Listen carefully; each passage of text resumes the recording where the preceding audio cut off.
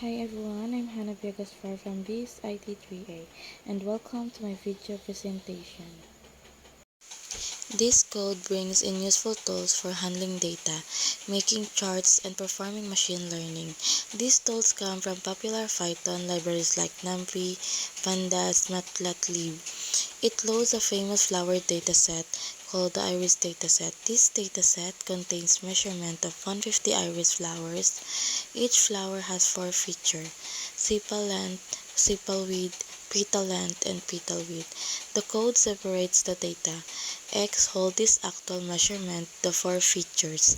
Y hold the type of each flower, setosa, versicolor, or virginica, which is only used later for checking how well the clustering worked, not for training the model. Standardizing the data. This code standard scaler is a tool that changes the data so that each feature has a mean of 0. Each feature has a standard deviation of 1. Scalar fit transform X does two things. It calculates the average and standard deviation for each feature in the data fit. Then it applies the scaling to the data transform, saving the result in X scaled. In short, this step prepares the data so that all features are treated equally during clustering. Applying k-means clustering. In this code, n cluster equals 3, we tell the algorithm to divide the data into 3 clusters because we know there are 3 types of iris flower. Random state equals 42. This ensures the results are consistent every time you run the code. K-means fit or X-scaled. This tells the k-means algorithm to find the best way to group the scaled flower data into 3 clusters. K-means label. After clustering, each flower gets a cluster label 0, 1, or 2, showing which group it belongs to. These are stored in cluster. K-means cluster center.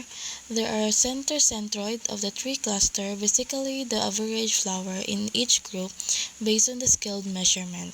So in short, this code groups the flower into 3 clusters based on their measurements, and then tells you which flower belongs to which cluster, as well as where each cluster center is. Reducing dimension with PCA principal component analysis. PCA n components equals 2 set of PCA to reduce the data to main direction called principal components. Fit transform X scaled learn those direction from the scaled data and transform the data into 2D.